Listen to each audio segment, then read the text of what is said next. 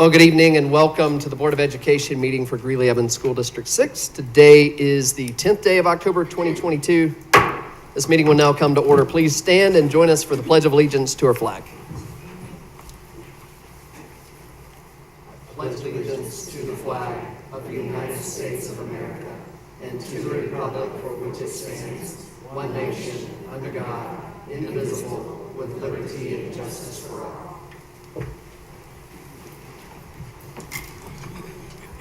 Ms. Lemon, will you call the roll for us, please? Director Bentley? Present. Director Mash? Director Matthews? Present. Director Norwood? Present. Director Pappas? Present. Director Sullivan? Present. 5 board members present. Thank you, Ms. Lemon. I do want to let everyone know that Ms. Mash is excused tonight. Her daughter is in the Greeley Central Marching Band, and there's a band competition, and so Ms. Mash is watching her daughter and the Greeley Central Marching Band at that competition. Just have a few things to announce tonight, and we'll get our meeting started. One, if you look at our agenda, and if you look specifically at our consent agenda, you'll notice a contract, again, for a CTE, for our CTE center. And I continually hear out in the community that schools don't offer trades anymore, and that may be true of schools in general. It may be true of other districts, but we continually are trying to dispel that myth here in District 6. And so one of the things that we've done recently, and we have any number of career pathways and any number of quote trades that we offer, but we're adding some, and that's part of the CTE center that's going to be next to Billy Martinez. In that CTE center, we will have cosmetology, we'll have welding, we will have cybersecurity, and those are in addition to 2 career pathways that Jefferson Senior already has, a construction pathway and early childhood development pathway. And so we're excited in District 6 just to continue to be able to add more and more in terms of career and college readiness, and look forward to that on our agenda tonight. Also, just want to say congratulations to the Greeley West high school football team. That was, if for people that were not paying attention, on Friday night, Greeley Central and Greeley West faced off. It was a tough contest, and Greeley West did manage to squeak that one out. Both teams, though, will have to concede that Northridge has the best football team in District 6 this year. But congrats to Greeley West. Also, just finally want to send out some best wishes to Mr. Steve Birch. He's a beloved Central teacher and had surgery today. And so we at the board all wish Mr. Birch a swift recovery. And that is all that I have for us tonight. We'll keep moving with our meeting. And our next item of business is to approve an agenda. And we'll need a motion. I move that the Board of Education of Greeley Evans School District 6 approves the agenda as presented. Second. Thank you both. Is there any discussion on the agenda? Seeing none, Ms. Lemon, will you give us a vote, please? Director Bentley? Aye. Director Matthews? Aye. Director Norwood? Aye. Director Pappas? Aye. Director Sullivan? Aye. Motion carries 5-0. Thank you, Ms. Pappas, or Ms. Lemon. Next on our agenda is personalized learning update. And because this is a presentation to our board, Dr. Pilch, I will hand this part to you.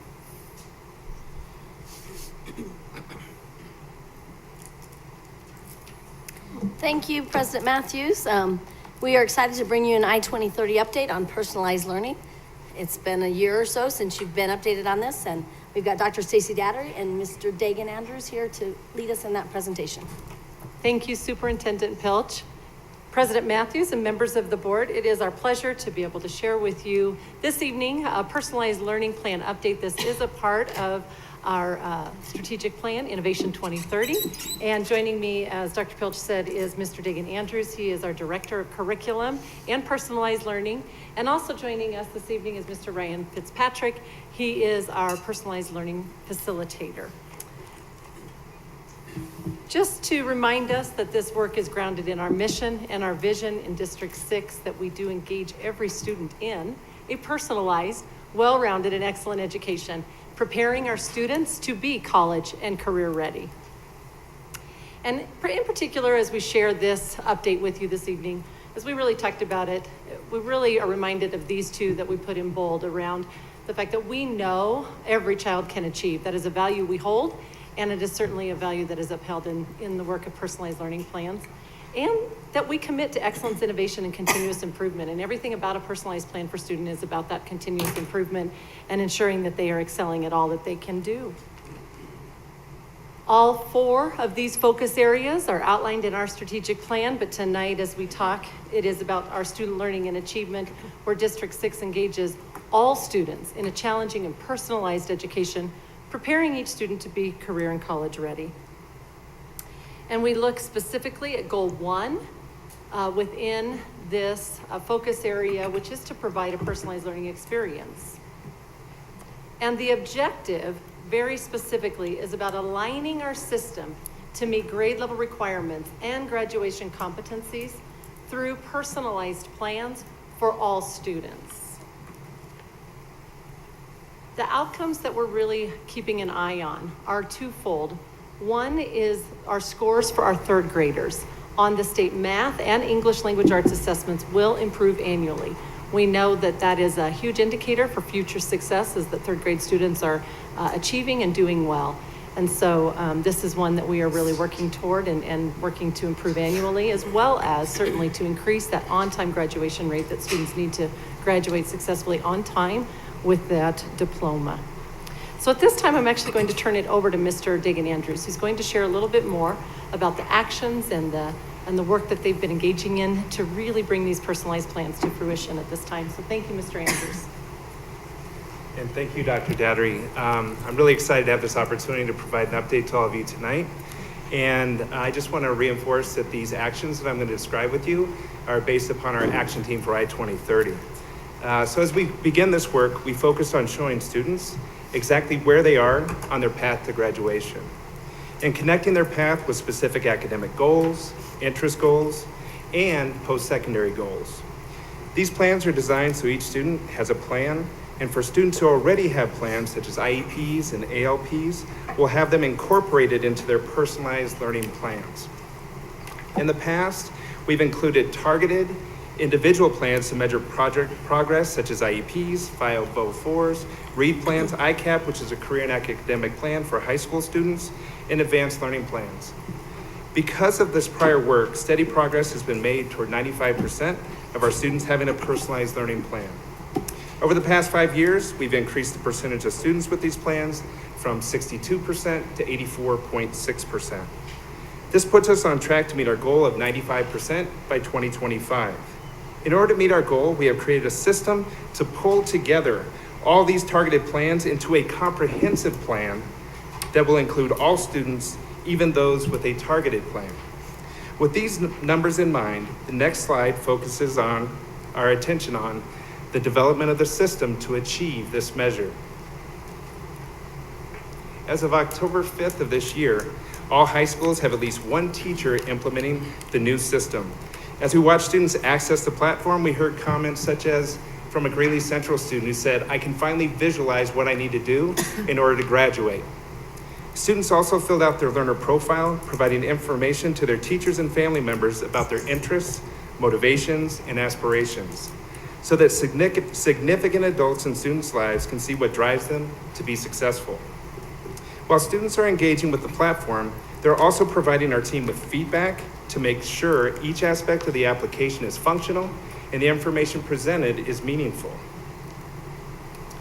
We will continue to build on phase 1 by refining the platform while beginning phase 2 at the same time. So we'll be doing this work simultaneously. Phase 2 will introduce elementary students in grades 2nd through 5th grade to the platform. The rollout will include one grade level team from Dos Rios, Scott, and Montford Elementary Schools. A similar process will be followed to gather additional feedback from students. Phase 3 will begin in August 2023 as we add Brentwood Middle School to the platform.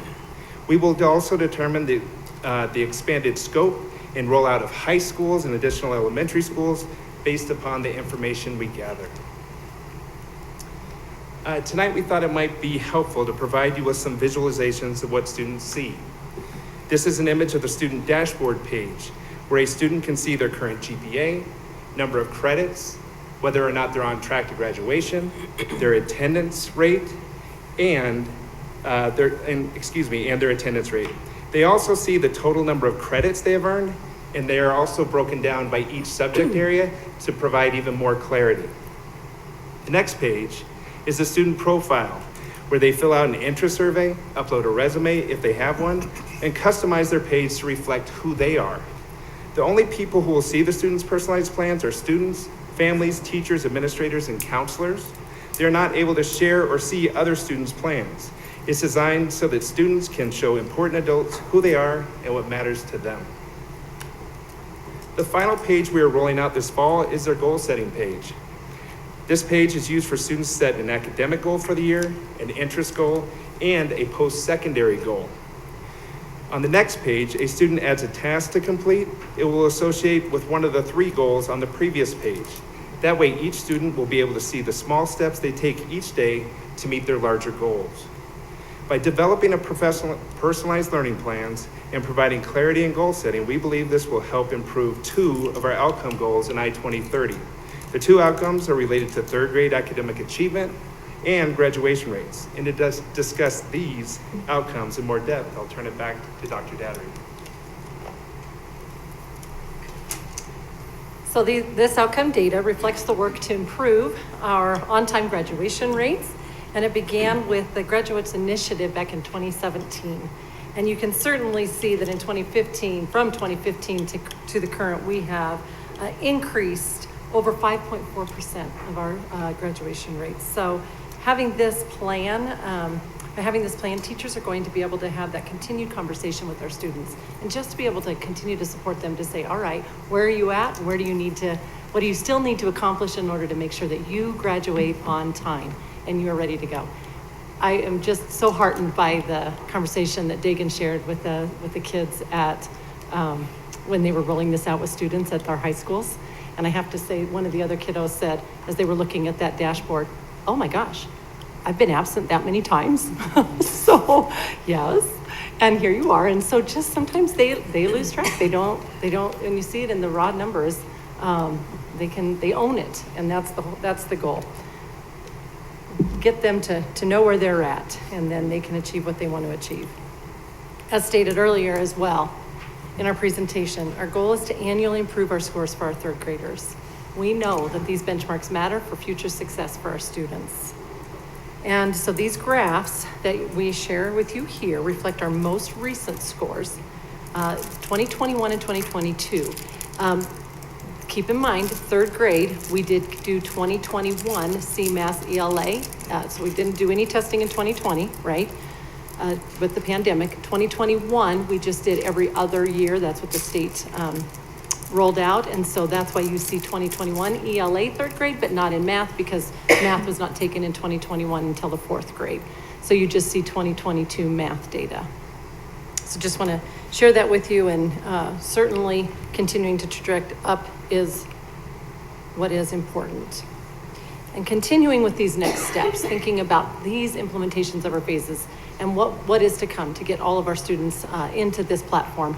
We do know we need to implement these phases and just continue to gain the feedback so that we are really making a comprehensive platform for our students that is going to work for them and work for our families in working with their child.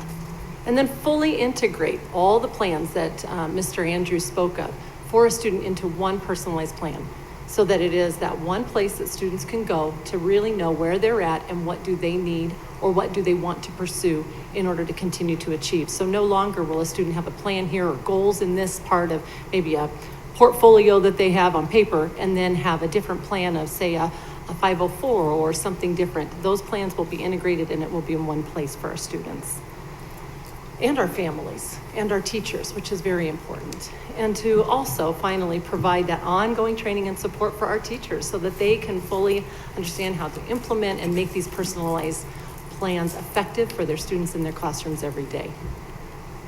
So we thank you for your time this evening, for us to just be able to share with you a little bit of the work that's been happening behind the scenes. And we'll take any questions you may have. Thank you, Dr. Dattery, Mr. Andrews, Dr. Pilch.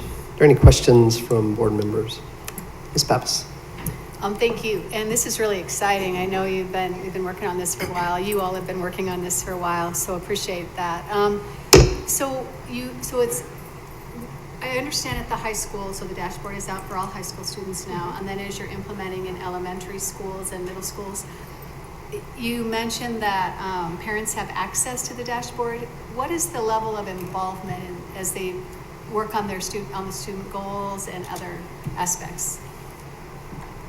Does that make sense? It does. It does. So the level of access will be the work that is done at parent-teacher conferences when parents have natural involvement and engagement with their child's teacher, and to really be able to set what are those goals, to learn what it is that the child has set for themselves, what are their in those 3 different areas, whether it's academic or personal or their post-secondary goals, and for parents to really integrate and engage at that time in terms of the goal setting. But then always to be able to have access, well, what's the progress, how are they doing, and again, having that one place for them to be able to go. At this current time, when we roll this out in phase 1, we have not fully developed that part of the platform. As we are continuing to develop this, that is a piece that we will be integrating. Thank you. Other comments from board members? Questions? I have one. Just our goal is 95%, to have 95% of our students with plans, individual personalized learning plans. We're sitting around 85%. Like, what do we need to do to go from 85% to 95%? Is that something that is a product of the pandemic, or is that something we need more parent advocates for? How do we do that, meet that goal? Yeah, so a lot of our plans are focused on very targeted students with specific needs. And so what we're doing now is having a comprehensive plan that will include all students that don't necessarily need the same kind of targeted plan like a 504, an IEP, or something like that. Okay. Any other questions or comments from board members? Well, I don't see any, so thank you both. As a parent, thank you for that tool to be able to go to one place and look at where our kids are. So thank you for bringing this to us tonight. Thank you. Next on our agenda is our hiring and retention update. So Dr. Pilch, this is also one for you. Thank you, President Matthews. This is the time of year where we are winding down our data on our hiring season and the staff that we've retained from the previous year. You know that this is a focus area in our Innovation 2030, and we have Mrs. Annette Overton and Mrs. Amy Honstein from Human Resources to share this update with you all. Good evening, President Matthews and members of the board. And as Dr. Pilch said, we're here to talk to you about the progress we've made this year around operational and organizational effectiveness. You are familiar, I know, with the mission and the vision of the district, and that is engaging every student in a personalized and well-rounded and excellent education, preparing students to be college and career ready. Along with that vision, that's District 6 engages, empowers, and inspires today's students in partnership with families and communities to succeed in tomorrow's world. These values, the ones that are bold, are the ones that help us guide our work, the ones around diversity as a strength, and that we commit to hiring and retaining a quality staff, and that we commit to excellence, innovation, and continuous improvement. And then the focus area here is operational and organizational effectiveness. That goal area, or that focus area, is described as District 6 ensures innovation, transparency, and accountability to our community through measurable outcomes and continuous improvement. When you look at the goal area number 2, we have maximize the recruitment and hiring and retention of all the employees in this district, and that's where we spend a lot of our time. So the outcomes that we have here, there are 5 we will be achieving over the next few years in Innovation 2030. To this point, all of them are in progress. Without reading them, you can see that we remain focused on interviewing people who reflect our community, demographics, as well as increasing our candidate pool. Finally, we want to increase our retention rate every year. First, let's spend a little bit of time reviewing our retention planning and some of the things that we've been accomplishing this year. We have maintained our exit and stay interviews for our hard-to-fill positions. Those include bus drivers, special service providers, math and CLD teachers, special education paras, and of course our administrative, professional, and technical leaders. We've granted mid-year retention bonuses to staff and implemented a question of the week to be shared over intercom. When we ask these various questions on intercom, you see that we ask, what do you want to do as a volunteer, to all the way to what benefits are you interested in hearing about. We use data from our focus groups to determine training plans or to develop training plans. We've held retention discussions with each principal as we've monitored staffing plans throughout the spring. And then we've celebrated the launch of some much needed employee recognition through this year, and then a workshop conference for our substitutes to better prepare them for the school year. We learned in our exit interviews that employees leave District 6 for about the same reason other organization employees leave. Reasons that we have listed here, as well as higher salary, relocation with family, supervisor issues or lack of collaboration, schedules, and unclear job expectations. Those are things that we've heard from others. Our actions include a focused review on job descriptions by employees and supervisors. This will help them to truly understand what job expectations are for and what bias there may be in our postings. Additionally, this review helped HR staff update postings and maintain a better recruiting approach. By updating job descriptions, we understand what training is needed, as well as how to complete compensation study reviews for specific positions. To help with job expectations, ErgoMed will review the position and expectations so that employees understand what they're expected to do and how to maintain a safe work environment while they work with us. This will be ongoing over a 5-year time frame. Every year we'll do new positions. Employees who stay with us celebrate the work we do on the focus of student support and achievement. Employees value the work that they do. They understand all students and how to value diverse experiences for each of our students. Teachers who were contacted include culturally and linguistically diverse teachers, math teachers, special service providers. My favorite quote of the year, of the season this year, came from a special service provider when I was talking to her in a stay interview. She said, when I was contacted by an out-of-district high school asking me to apply, I said, no way, I'm staying with District 6.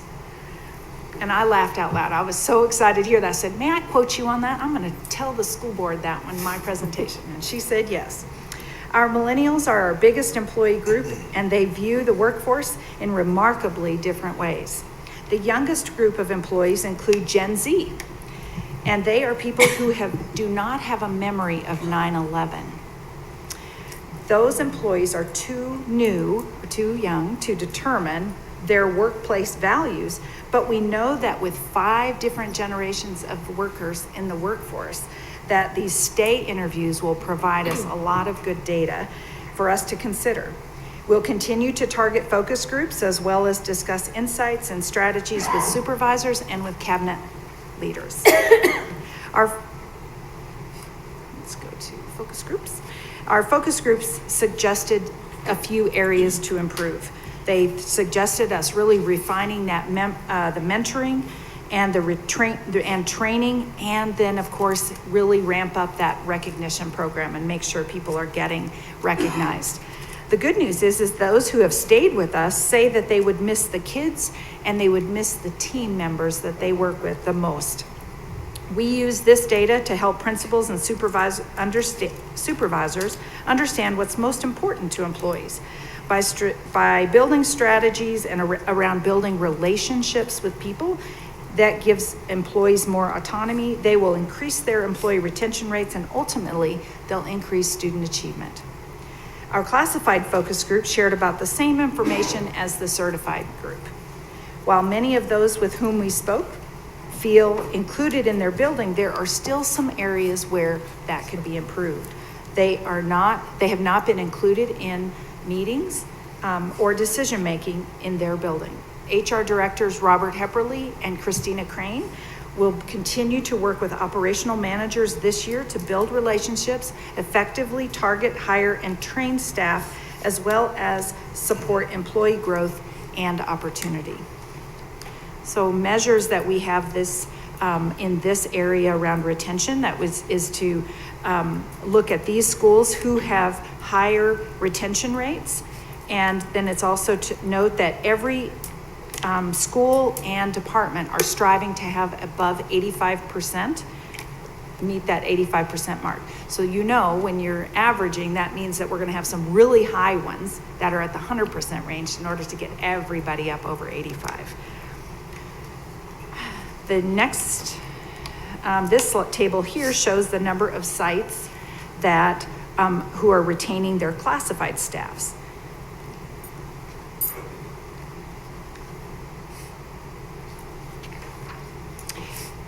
Annually, the rate reflected in August for our retention rate is 88.22 this year. So annually, we look at this. And then the state retention rate was went down by 2.16% this year, 80% to 78.8. So just under 79% for our state. But our retention rate only went down by 1.21.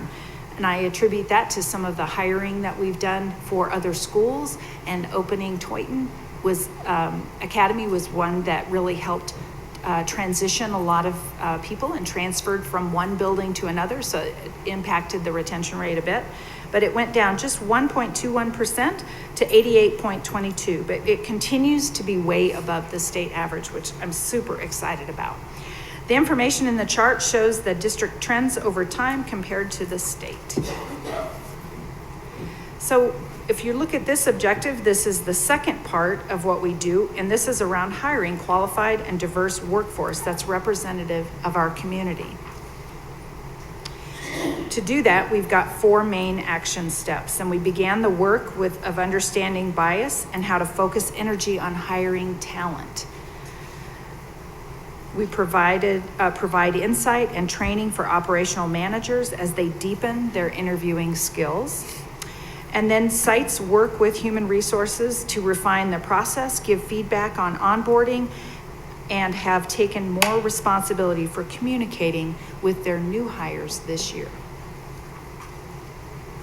Outcome data that we've talked about, or that we're reflecting on here and that we look at, is that we continue to build a staff, make progress and build staff that mirrors our community.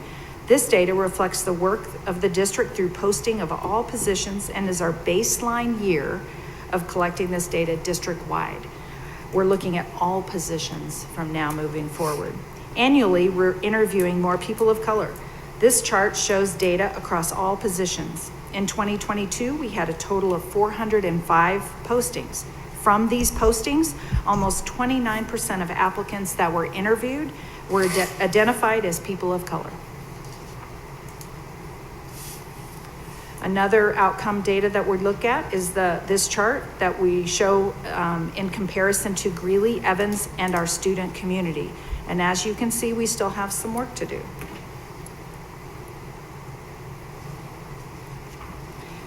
Amy Honstein joins me tonight to share information on our recruitment process. Thank you and good evening. This past year, we moved to a hybrid model for recruitment, a combination of virtual and in-person events. To increase our ability to recruit, we are developing pipelines not only with our staff, but with our students. We have our students exploring as early as middle school opportunities within the system and discovering some areas of interest in specific areas across the district. Another part of recruitment is to streamline our application process to increase our candidate pools by creating an application that is easier to use. Also, as part of our strategic plan, the equity team will review job descriptions to check for biased language in our postings. Over the year, human resources and other departments post on Facebook. Just recently, we began posting on LinkedIn. After surveying staff using the question of the week, we discovered that they greatly prefer to see posts highlighting celebrations and other recognitions. So we added that new category to our posts this year. Though we haven't significantly increased the total number of our posts, we have greatly increased our impact. We reached over 97,000 people through our social media presence. This year, we reached almost 4 times the number of people, had almost 10 times the number of likes, and 3 times the number of shares. We attribute the dramatic increase to the new approach in using social media in recruiting. Our approach has shifted from just posting jobs to including a human element, a human face to the post, so that people who are looking for the job can see the human side and imagine themselves in a job with us at District 6. Hiring the last 2 years has been very difficult and challenging. But even through that challenge, we have continued to increase the number of candidates applying for positions. We need to be able to target our hard-to-fill positions and increase those candidate pools, targeting the areas where we have had the highest need and will have a greater impact on the system.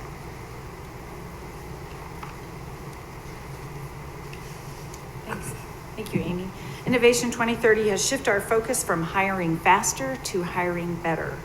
We are focusing on improving our processes so candidates feel welcomed and valued from their first interaction with District 6 all the way to their first day and beyond as an employee. Here are key steps for talent through the next year and beyond. Continue to raise the retention rate. We'll continue that focus and we'll launch the hiring survey to District 6 new hires. We'll also focus efforts on recognition programs and build supervisor resources. And of course, we'll continue recruiting and increase our candidate pool. I'd be happy to entertain, Amy and I would be happy to entertain any questions that you may have. Well, thank you both for being here tonight. I think we probably will have a few questions for you. So start off with Mr. Bentley. Yeah, how many people are on your HR hiring team? Just ballpark, like in your department? We have 11 team members, 10 members that will work with that, with hiring season. Yeah. I mean, with hiring Yeah. supervisors. One thing that stuck out to me was 3,000 interviews almost. It seems like that's an astronomical number of interviews. If that was just 1 hour, that's a lot of work. So kudos you guys for getting through that and getting the name out there for 400 applicants.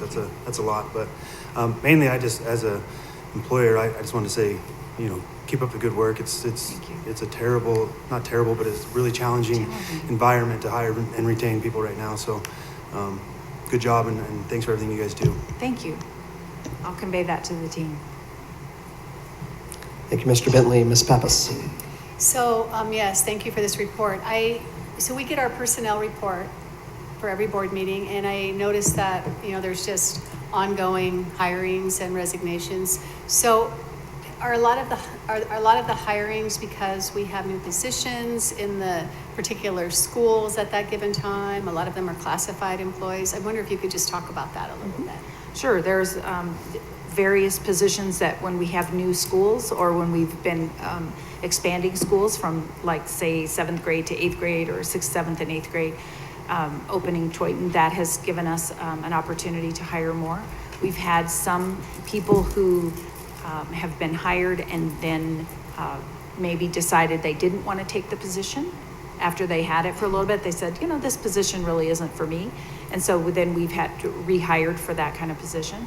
We've had lots of promotions this year for our APT group. A lot of people that have been promoted from either classified to teacher, which has been super exciting for Amy. She's done a lot of that work.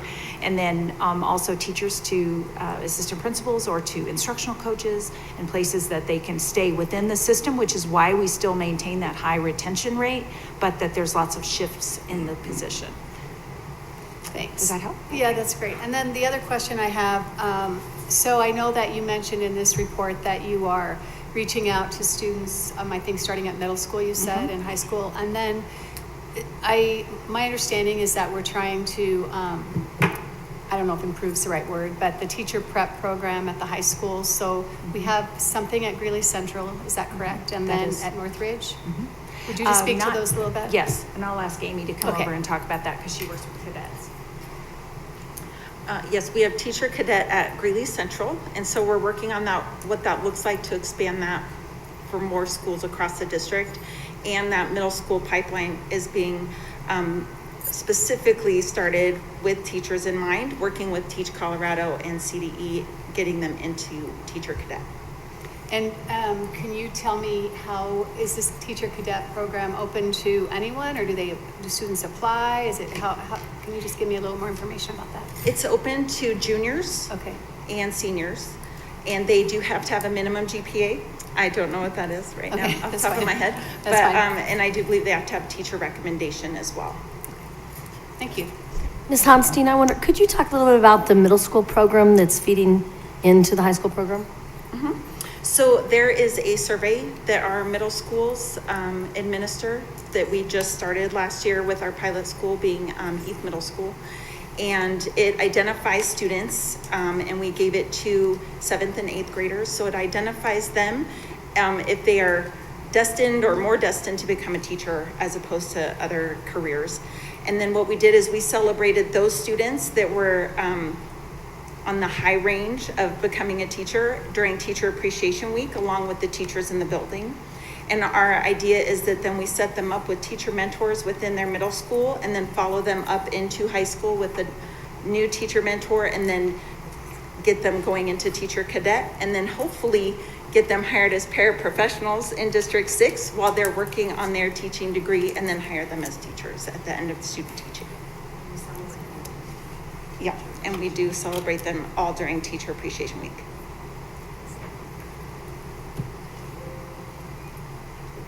Again, thank you both for being here tonight. I have a question just on retention, Ms. Overton, and I'm just looking at the numbers, and we were tracking above the state, but just above the state through from 18, 19, 20, but then saw a real jump in our retention rate compared to the states. We went from right around 80 to right around 90 in 2021, and maintained that in 2022. So you listed off several reasons, but is there one reason you feel like this is what we're doing well system-wide that are to retain teachers and our certified but also our classified employees? Well, I don't know that I can identify one thing in particular, but I know that this was a challenging time coming through, getting through COVID, and then really just coming back in person. And people who are happy with what's happening in District 6, they like what's happening at their building and working with their team. I mean, they've had a really good, tight-knit group of people. That's the consistent message that we hear, that people are really happy with. I think the leadership that Dr. Pilch has provided, the leadership that you all have provided, they've been happy with those things, and that makes them feel good. It also is a great, there's a great negotiations factor too, that the Teachers Association works well with the school board and works well with the district administration. And when that is something that's really positive, it's a place that people want to stay. It's a place that people want to work. Thank you, Ms. Overton. Any other questions from board members? Comments from board members? Again, as Mr. Bentley said, thank you for what you do. We know it's been an incredibly challenging time for human resources departments all across the country to retain people and to hire new people. And so we appreciate the great work that you guys do. So thank you for bringing this report to us tonight. Thank you so much.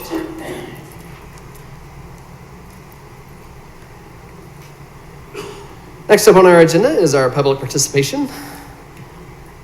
And this is public participation regarding agenda items. So there's a statement that I read each meeting, and I'll read that now. The board welcomes the comments of community members and has dedicated a portion of each business meeting agenda to provide an opportunity for the community to present brief comments to the board related to the items that are listed on the agenda.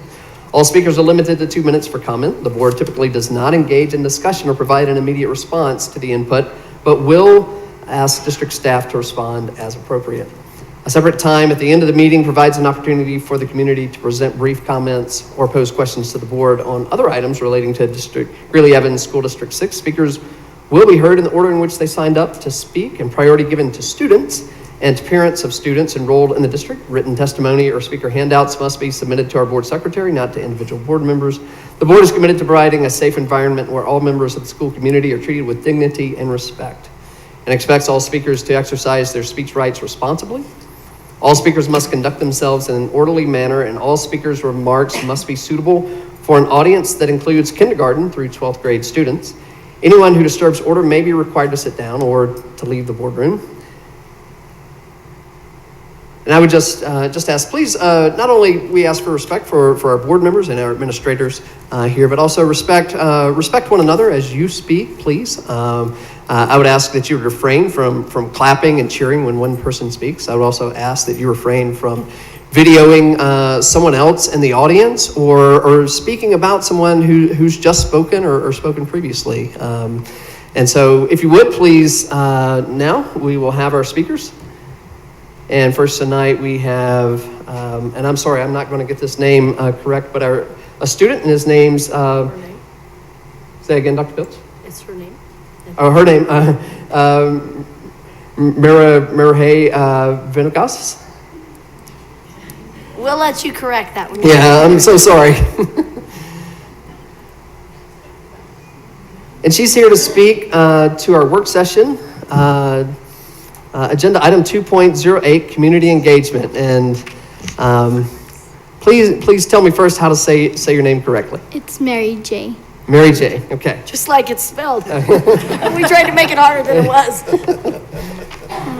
Hi, my name is Mary J. and I go to Brentwood Middle School here in District 6. I want to come to the meeting today to show how much I like District 6 and how much I love being a student at Brentwood.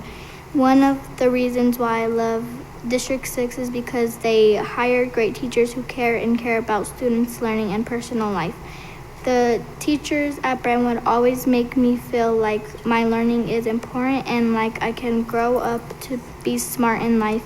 Another reason I love Brentwood is because I have grown a lot in my math, reading, and writing. The school always pushes me to do my best and get ready for college. I want people to see the district and my school the way I do, and I want to be able to learn and make my own ideas about the big steps in life. Thank you for listening. Thank you, Mary J. Thank you for being here tonight. Next on our list of speakers is Mr. Eric Puente. He's also a student here to speak on work session 2.08, community engagement. Don't believe that Mr. Puente is here. So next on our list of speakers is Mr. Rob Walker. He's a parent and resident here to speak on business meeting 6.01, public participation. Welcome, Mr. Walker. You'll have 2 minutes. Thank you. Thank you for being here. My name is Rob Walker. I am a 2-decade Weld County resident, former oil field worker, performer, satirist, but it is as a parent of a District 6 student that I come here tonight. I am just as concerned as the rest of you about the safety and security of our children. I'm concerned about the chips being used to track our kids. I'm concerned about pornography in our schools. I'm concerned about the fact that our teachers aren't armed to the teeth to defend against the marauding lizard people who have grown jealous of us surface dwellers and want to bask in the golden eye of God's earth as we have done for 6,000 years. Or I would be if any of these things were real, but they're not. The truth is, I'm very concerned that we are letting a few extreme voices from within this community and extreme organizations from outside push an agenda that attempts to weaken public education and intimidate others from speaking up. By censoring educational and artistic material and intimidating not only elected officials but parents, these extreme voices seek to poison public comment entirely. I find it ironic that in previous public comment sessions, there have been people squalling like mashed cats over being silenced, while in the same breath attempting to get rid of media and educational materials they disagree with. It is also worth noting, more than one public speaker at these meetings has been walked to their car for fear of violence against them, based on nothing more than their temerity to speak well of District 6 and against conspiracy theories. This is barbarism masked as concern for our children, and I implore those who have been concerned with this trend but have been absent from these meetings to attend and speak. Thank you, and God bless. Thank you, Mr. Walker. Next up, we have Ms. Stacy Castile. She's a parent and resident. Here to speak on work session 2.08, community engagement. Welcome, Ms. Castile. You'll have 2 minutes. Thank you very much. I just want to point out that Mr. Matthews, you had stated that no comments was to be made amongst members in the audience about speakers talking, and I just witnessed that. So I would have recorded it, but you said that I wasn't supposed to do that. Anyways, during the work session, the dignity was brought up. I, like many others, sat here and listened to you guys pacify and dismiss, like you do every time. But then in addition to that, belittle and call liars concerned citizens. You didn't even issue an apology.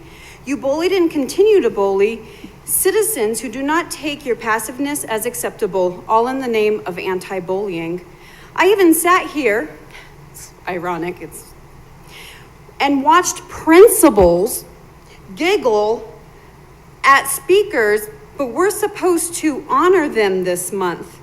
How can you demand respect to be given when we are not given the same level of respect? Personalized learning would be great, except we have juniors that have never passed a semester of high school. How is a junior only having 10 credits?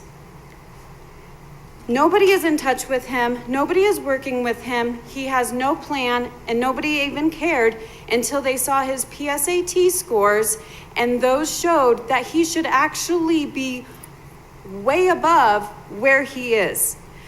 He spoke about diversity in hiring. That's also known as critical race theory. And I know I'm a conspiracy theorist. It is in our school district. Read ethnic hash.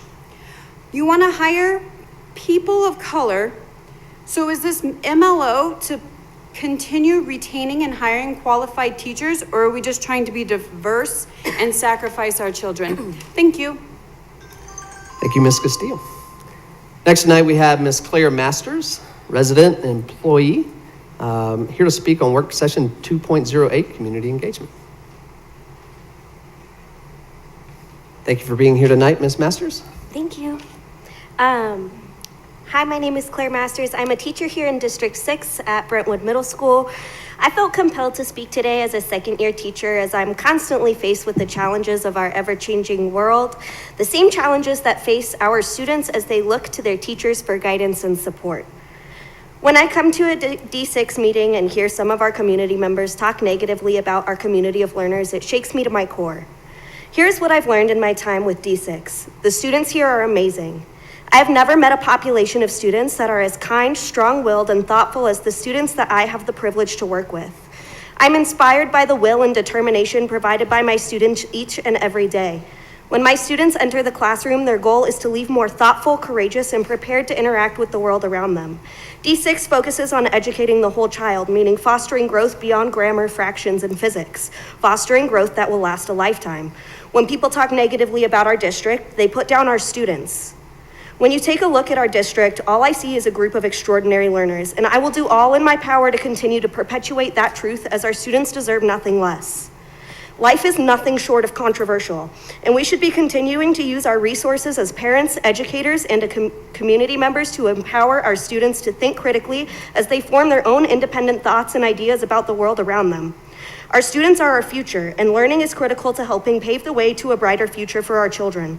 I am proud to be a teacher in D6, and I am proud of all of my students. Thank you. Thank you, Ms. Masters. Thank you for being here tonight. Next on our list of speakers is Ms. Sherry Pife. She's a resident. She's here to speak on work session 2.08, community engagement. Welcome, Ms. Pife. Thank you. As I read the story in the Tribune about the number of people scared to come to a meeting because of the perceived threats to their safety, I actually laughed because at no time I've been to every one of these meetings has anyone in this room ever threatened anybody. I've sat in this room while the past president of the Greeley Education Association personally called me out by name, standing at this podium, and Mr. Matthews, you never stopped her. I sat in this room and watched the current president of the GEA, the director of communications, and the human resources director text each other throughout the night and laugh at parents and board member Sullivan because they don't like what they hear. I've brought this to the superintendent's attention multiple times, been told that she doesn't think that that's actually what they're doing, but that she will talk to them about perception, but yet it still happens. The director of communications has followed me around town to my No on 4A presentations and emailed me the next day, snarkily telling me what is inaccurate in my presentation, which ironically has only been one thing, and that's been an opinion based on the 2016 election. The Facebook administrator on Growing Great Schools campaign publicly shamed one of the moms in this room, named me personally, talking about taking my talking points out of context, poked fun of the opposition, and told everyone how those of us who don't have kids in this district don't matter. Well, my tax money clearly matters, and I bet that if I were allowed to opt out of the MLO, you'd probably see the fact that my son has already graduated differently. It's funny how after I called all of them out on their posts, they took it down, but screenshots count. And anybody who wants to see exactly what that post was by Growing Great Schools, I'd be more than happy to share it with you, and I'll email it to all the board members later. Just so you can see what the positive folks of this district are actually saying. So please don't sit up there and insult my intelligence with your propaganda. No one in this room is here to hurt anybody. It's your continued disregard for those of us who don't see things the way you do that is threatening this district. Maybe it's time for all of you to take a look in the mirror and see who the actual bullies in this district are. Thank you, Ms. Fife. Next speaking tonight, we have Ms. Angelica Weiss. She's a resident. She's here to speak on work session 2.08, community engagement. Welcome, Ms. Weiss. You'll have 2 minutes. Thank you. A few meetings ago, Ms. Weber came and read some horrific parts of a book that brought Mrs. Mash to tears.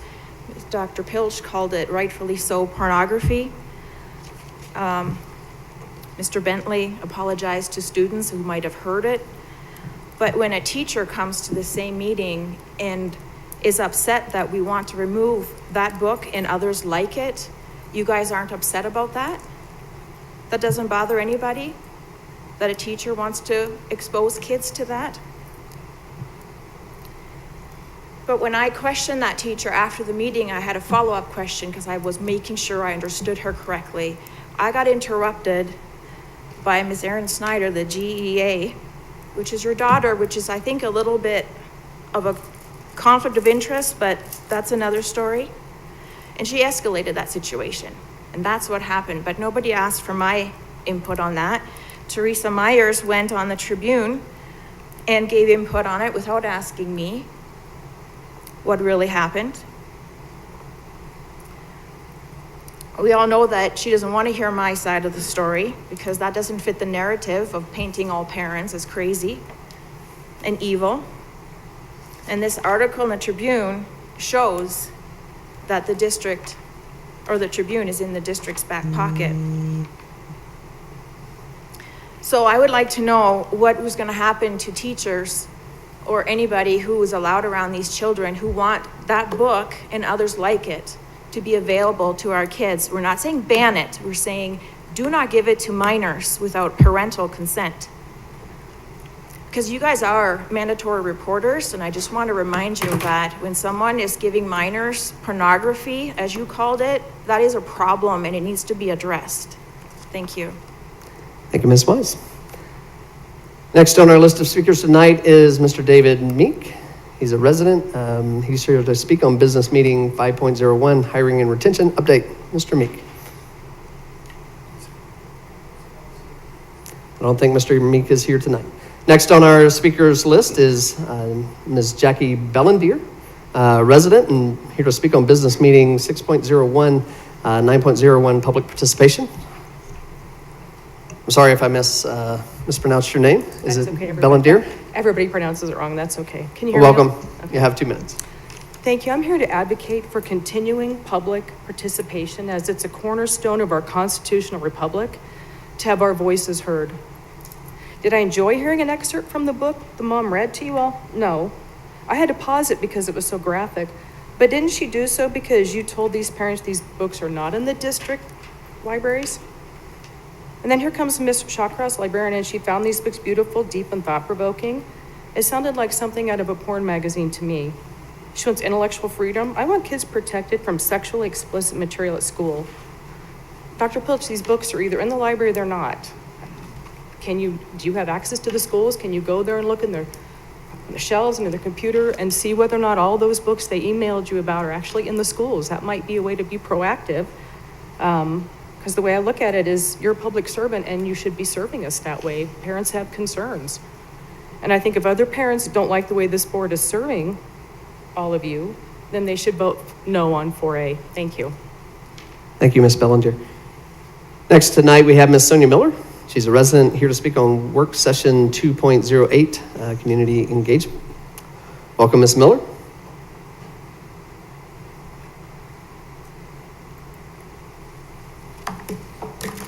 Hello, board.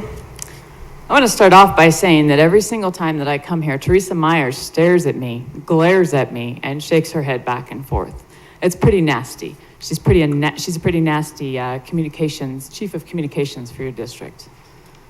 I read this once before, but I'm going to read it again because you guys seem to want to tell the public that they should be afraid or that tell us that they are afraid to come here. But how many people have gotten a letter sent to their home address as a result of coming to this board meeting? How many do you know of? I know of one, and it was me, and I'm going to read it to you.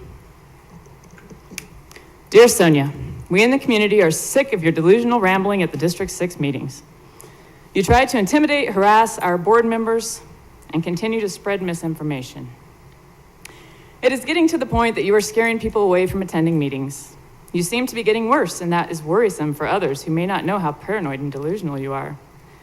I fear for the safety of our board members. There's a separation between church and state, and if you are offended by superstitious belief in repeated numbers, please feel free to take your children, if you actually have any, to a religious institution. Wasting taxpayer dollars to change a logo to quell your fear of numbers is ridiculous. You need to get help for your mental illness. You are a sick woman, and you are embarrassing yourself and any children you may have. There is no shame in getting mental health treatment. North Range could help you. 970-347-2120. Please get help, a concerned member of the community. This was mailed to me at my physical home address. How many of you have got letters at your physical home address threatening you? And while that wasn't a threat, the action of sending this, looking up my address and typing this up, putting a stamp on it, putting it in the mail and sending it to me, that's threatening. So give me a break. You're not in any danger, neither is anybody else at this meeting. The only thing you don't want is our voices to tell the public what you're up to. Thank you, Ms. Miller. That concludes our public participation regarding agenda items tonight, and we are now to our work session report. Ms. Lemon. The work session opened with comments and reports from board members surrounding recent school visits, district events, and community events, along with board member expectations. The board reviewed the calendar of upcoming events. Legal counsel Nathan Fall presented information regarding the process for filling the board vacancy. Mr. Fall also presented information on proposed CASB legislative resolutions. Community engagement discussions surrounded upcoming events, including the Business Partner Appreciation Breakfast and the Habitat for Humanity Hope Springs Ground Blessing. The board wrapped up the work session with a debrief from each board member. Thank you, Ms. Lemon. We're now to our superintendent's report. So Dr. Pilch, would you be so kind as to give us your report? Thank you, President Matthews. First, I want to thank and recognize Mara J. for coming to the board meeting tonight. This was not a school day for our students. It is Indigenous Peoples Day, and I want to give a shout out to that and just say that our students were not in class today, but we did have one join us tonight, and I really appreciate that. We did not put her up to that. She was quite the surprise to us. I also want to share that I'm sorry we didn't have students involved in the personalized learning plan report and the recruiting report, but we chose not to do that since it was not a school day today. But you can expect to see students here in the future in those reports. Tomorrow morning, early in the morning, I will participate in a business leaders roundtable with the city of Greeley. I've been invited along with other chief executive officers in the community to give input into work that the city is doing as they move forward here in the community. So I look forward to sharing with you what that's all about after participation tomorrow. I also want to share just a reminder that the State Board of Education, the Colorado Department of Education State Board, will be here in our boardroom on October 12th and 13th to do their state board meeting. We were asked, a little over a year ago to host them here. They've chosen different sites throughout the state to host their meetings where they can showcase work of that school district in relation to the work of the Colorado Department of Ed. So while they are here on the 12th, they will be showcasing our work in what has been called the Transformation Network. You may remember this was originally the Turnaround Network, and those schools we had that were on priority improvement or turnaround early on in the days with our work with CDE, they came alongside us with those schools, particularly Prairie Heights Middle School and Centennial Elementary School. So they will be featured here at the meeting on the 12th. I will give a brief opening to the State Board about our district with some overview at 9:30, and then the presentation with the CDE staff on the Transformation Network will be from 10 to 11. So we look forward to being honored in that way by the State Board, and that is all I have for my update tonight, sir. Thank you. Thank you, Dr. Pilch. Next on our agenda is to approve our consent agenda, and we'll need a motion to proceed. I move that the Board of Education of Greeley Evans School District 6 approves items as presented on the consent agenda and authorizes the officers to sign any and all contracts. Second. Thank you both. Is there any discussion before we vote on the consent agenda? I'm not hearing any, so Ms. Lemon, will you give us a vote, please? Director Bentley? Aye. Director Mash? Director Matthews? Aye. Director Norwood? Aye. Director Pappas? Aye. Director Sullivan? Aye. Motion carries 5-0. Thank you, Ms. Lemon. Next on our agenda is a resolution to declare a vacancy. And this is also an action item that will need a motion to proceed. I move that the Board of Education of Weld County School District 6 approves the resolution to declare a board vacancy as presented. Second. Thank you both. Mr. Norwood, would you be so kind as to read that resolution before we have discussion and vote? Yes, sir. Thank you, Mr. President. Resolution to declare a vacancy.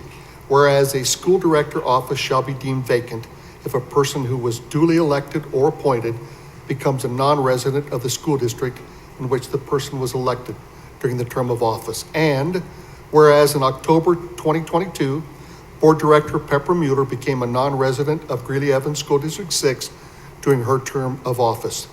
Now therefore be it resolved that the Board of Education of Greeley Evans School District 6 accepts the resignation of Pepper Mueller from the Board of Education effective immediately, and be it further resolved that in accordance with state law, the board declares a vacancy in the office of school director to be filled by appointment by the board or as otherwise provided by applicable law, and in accordance with the following procedure. Number one, interested persons are invited to send a letter to the board with a statement of interest and qualifications by 4 p.m.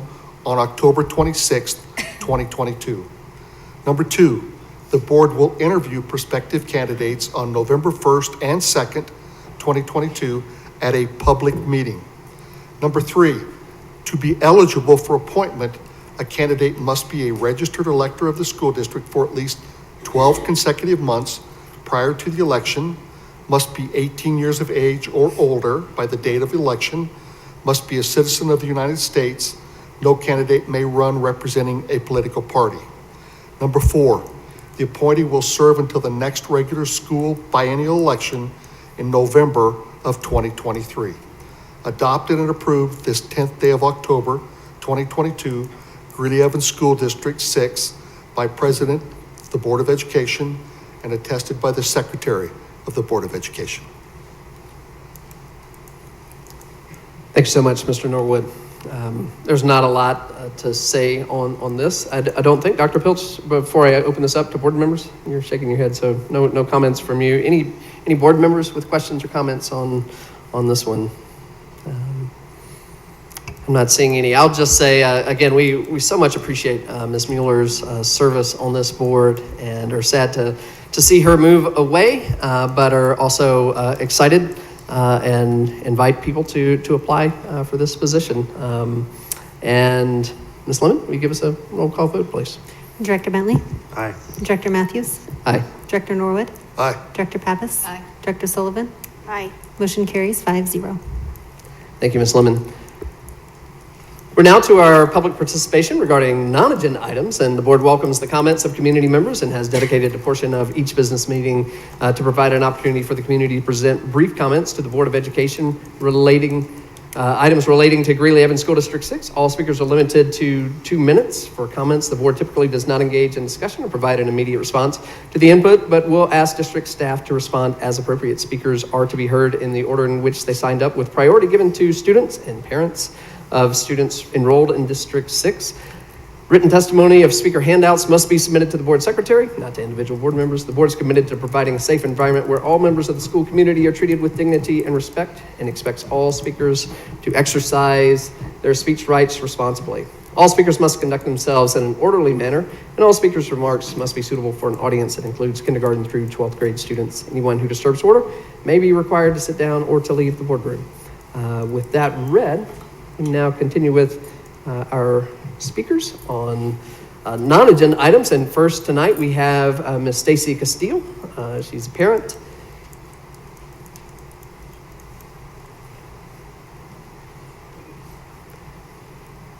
Welcome, Ms. Castillo, again. Thank you again. I'm very disappointed that nothing has been sent out to the district, both the parents and the students, of the blatant overstepping of authority by our school district in regards to using RFID tracking chips inside our students' student IDs. As we embark on our second school year with having these tracking chips, no parents or students gave any type of consent. Your continued negligence is intentional. Not notifying us of your intrusion into our children's lives is screaming volumes. So I'll take this incompetence as me having free rein to notify the community as I see fit. I think a survey would be perfect to get the community involved. $270,000 over the last 10 months sure seems like a lot to not be transparent on when you are trying to convince your constituents that you have to pass this MLO. Thank you. Thank you, Ms. Castillo. Next tonight we have Ms. Tennis Batur. She's a resident of Greeley Evans School District 6. Welcome, Ms. Batur. Thank you for being here tonight. You'll have 2 minutes. Superintendent Pilch, school board members, I am an advocate for the 4A mill levy override extension. I want to push back a bit on comments made by board members Taylor Sullivan and Rob Norwood when you voted no in August against the mill levy override. When you were running for school board, Mrs. Sullivan, you said we have a very diverse community. I agree, we do need to listen to them. I hope you as liaison to Jackson, Scott, Prairie Heights, and Early College Academy have taken the opportunity to listen to families and students to see what they need and want. You also stated we need doctors, lawyers, and accountants, but we also need plumbers, welders, and laborers. We need to support and encourage our students to find success in what best suits their capabilities, wants, and needs. In August, you said as a reason for your no vote that we need to focus not on throwing money at the system, but providing a rigorous education. Doesn't the mill levy money provide for much of what you stated you wanted? Updated curriculum and technology, career pathways, providing students with opportunities to learn the trades while still in school, giving college-bound students early access, summer school, after-school programs. That's not all it does, but these speak to your points. Mr. Norwood, when you were campaigning, you spoke of curriculum, visibility, relationships with students and families, as well as working to find solutions to help students find what they want to do rather than what they have to do. If constituents don't know what the MLO is, shouldn't you inform them about how effectively it's been working these 4 years since 2017? As liaison to Centennial, Meeker, Monfort, and the Greeley Evans Alternative Program, those close connections should give you an opportunity to see students and family needs and the quality of programs the MLO provides. Even in this economy, it provides an excellent return on investment. As school board members, you took responsibility to oversee that all students, some 22,000, are getting the best education they can. This Thank you, Ms. MLO Batur. is a huge component. What do you propose as an alternative? Thank you, and go Thank you. Greeley Wildcats. Thank you, Ms. Bator. Next up, we have Mr. Kane Young. He's a resident of Greeley Evans School District 6. Welcome, Mr. Young. Mr. Young, are you in the audience? Thank you for being here tonight. You'll have 2 minutes. My name is Kane. I'm the founder of Task Force Freedom. We're fighting the teaching of critical race theory, social emotional learning, and the sexual grooming of our children, which is what your district does. If you like documentation from our organization, you can reach us at taskforcefreedom@aol.com, or you can go to connectinglarimer.com. Your tyrannical and unlawful, unconstitutional mask mandate has harmed children in D6. Parents, if you like information on the documents we served to your board here, you can reach out to us and we can send you the violations that they committed. The children at D6 were harmed by you socially, emotionally, and physically. The parents provided evidence that masks do not work on the COVID virus. Some begged and pleaded with you not to mask their children. Yet, you tyrants sitting on that throne did it anyway. Why? Why? For the money? So we, the people, expect an apology from you immediately. We demand that you provide the peer-reviewed evidence that masks work. According to the CDC and the WHO and that clown Fauci, masks do not work. So the only thing left for you to do is to resign. Resign in shame. You tyrants hurt babies, and you belong in jail. So parents, you take your children out of these government schools. They are not safe. CRT isn't safe, SEL isn't safe, and the sexual grooming isn't safe. So take your children out. The next thing you do is you vote. You vote like you've never voted before. Thank you, Mr. And Young. eventually, you can vote these tyrants out of office. Thank you for being here tonight. Next up, we have Ms. Angelica Weiss again. She's a resident of Greeley Evans School District 6. Thank you for being here, Ms. Weiss. So this was brought to my attention by some veterans that this was sent out, and they're a little bit upset, is to be an understatement. They're irate is the word that they were using. I'd like to read this to you. The Department of Defense Directive 1344.10, Marine Corps Administrative Message 662-/19 reads, this guidance is issued to ensure that Marines, sailors, civilians, employees exercise their right and obligation of citizens without violating federal statutes, regulations, and policies prohibiting official involvement or the appearance of official involvement in partisan political activities, i.e. favoring a candidate, party, or cause during the upcoming election season. Active duty members will not engage in partisan political activities, and all military personnel will avoid the inference that their political activities imply or appear to imply DoD sponsorship, approval, or endorsement of a political candidate, campaign, or cause. No employee may engage in a political activity while on duty or in a federal building. And so these veterans that asked me to speak here say that they're very upset that the military uniform is being used as a political tool to pass attacks. All of the veterans that I spoke to are very irate about this fact and wondering how this got sent out and who approved it. And I actually want to know if this young man knew that this was being used, because I'm assuming he would be educated in this, because it would just make sense if he were. So maybe someone can send me an email answering those questions. Thank you.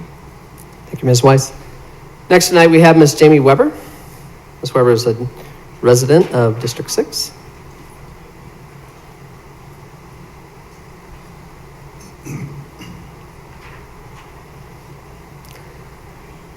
Welcome, Ms. Weber.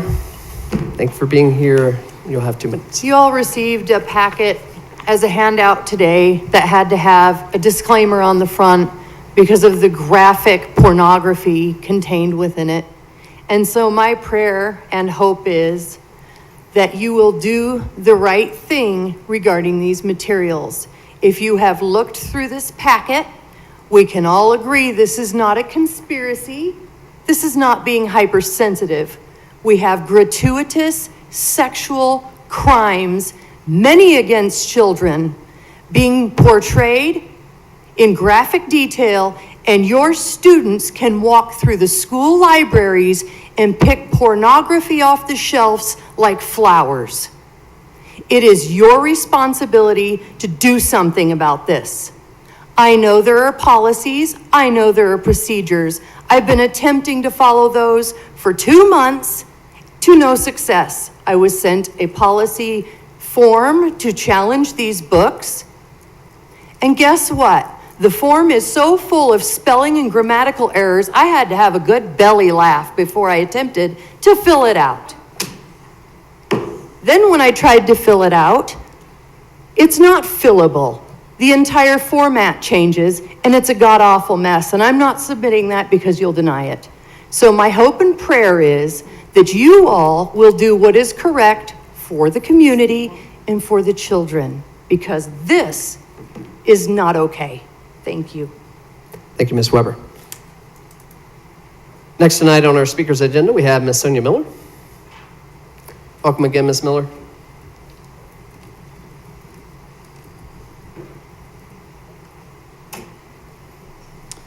Hello again, board.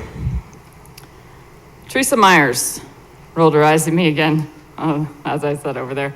Wow, you guys. You know she makes $168,000 a year to sit there and do that, roll her eyes at the public. Superintendent Pilch, $286,000 a year. Stacy Dattery, $195,000 a year. Annette Overton, $185,000 a year. And you guys want more money? You guys want to pass an MLO? No on 4A. You're not stealing the community's money for 17 years. You've already done 7. Ridiculous. You got $78 million in COVID relief funding, part of which was to mask our kids. Project Safe. Look it up. It's in the contract.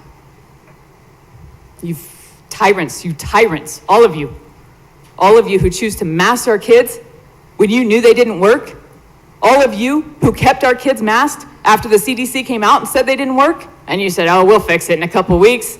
They can suffocate for 2 more weeks. You locked parents in the lobby who couldn't mask. You didn't let students who couldn't mask sit home. In-person learning, you made them sit home because they couldn't physically wear a mask because they couldn't breathe. They were denied an in-person education, and you guys want more money? Give me a break. So disgusting. Thank you, Taylor Sullivan. Thank you, Rob Norwood, for voting no to get this nonsense on the ballot. You can forget anything else anybody is, any of these pro 4A people have to say about you, because in my book, you're a star. You don't want to steal the money of the community. As for these chips in our kids' badges to get on the bus, supposedly, we spent $270,000 to put these chips in. Is that for nothing? Not even every kid rides the bus. It's a beast system, a satanic 666 system, which goes along just great with District 666, Pastor Michael Matthews. Just have a look at our logo. Thank you, Ms. Miller. Next on our speakers list tonight, we have Ms. Janet Alcorn. She's a resident of Greeley Evans School District 6. Welcome, Ms. Alcorn. Thank you for being here tonight. Thank you. Good You have evening, 2 Dr. minutes. Pilch, President Matthews, and board members. My name is Janet Alcorn. I've lived in Greeley for 36 years. Our 2 sons attended D6 schools K-12. I'm a former teacher and principal and one of the 2 founders of the Success Foundation supporting D6 schools. For the past 21 years, I've been the executive director of the Toynton Institute for Educational Change housed at UNC. In these positions, I've spent my time in 170 of Colorado's 178 school districts, and I've learned some things. 1, leadership matters. Superintendents, principals, teachers, it makes a difference. We need the very best people in these positions. 2, community matters. A community that supports its school both monetarily and in actions is a community whose schools will thrive. 3, money matters. It just does. While money is not the only important factor in successful schools, schools cannot be successful without a strong monetary foundation. There's a saying that if you want to know how good the schools are, just check the zip code. When we passed the first mill levy, we changed this narrative.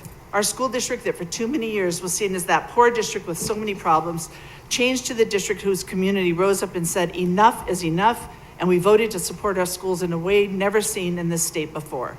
That didn't happen by chance. That happened because of Dr. Pilch's leadership, a board that was unified and clear on its greatest purpose, serving our students and meeting their needs fully, and because the community came together and believed that we were good enough and our kids were worthy enough. In 2017, we told our community we'd be back in 5 years to ask for their continuing support. One cannot look at all the changes in our traditional and charter schools, whether they be in technology, learning materials, textbooks, career pathway choices, improved security, better paid to attract the best teachers and support staff, and tell me that this was not worth it. You can also not believe that this work is done. Our students' needs continue to grow and change. This world is competitive. Our children deserve the very best education to succeed, and yes, this means we will continue to pay the same taxes we've been paying for 5 years. It costs money to do hard work, and we all know this. I Thank you, Ms. support Alcorn. 4A. Thank you very much. Thank you for being here tonight. Finally, on our list of speakers tonight, we have Mr. Steve Teets. Welcome, Mr. Teets. Mr. Teets is a resident of Greeley Evans School District 6. Good evening. President Matthews, with your permission, I would like to do a public service announcement first. As you can see on my t-shirt, that the Weld Project Connect, looks like you all know about it. They are looking for navigators, and we really like that. They need some more, and if you want to know more about it, the United Way. Also, I have a thing here, give to you.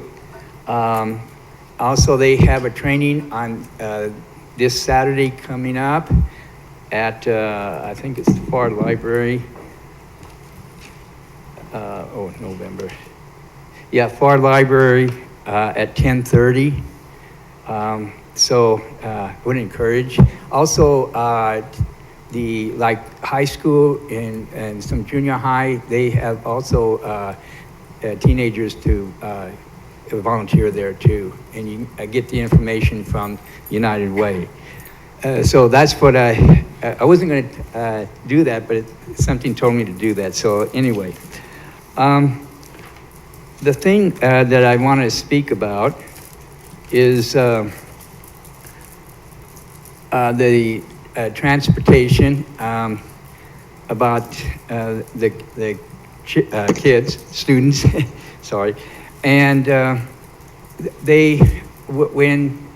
like say for example, recently I got on the bus and none of them moved for seniors, the elderly, and even on the bus it tells that give up your seat for the elderly and disabled, and they still have a problem doing that.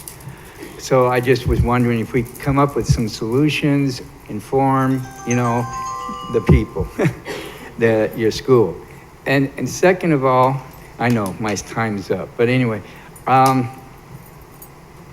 that talks about that too. I was wondering if we could extend it again, because you had it at 3 minutes for a little while, and then you changed it to 2. It would be nice if you changed it at least 3. It would be nice 5, but I'll take 3.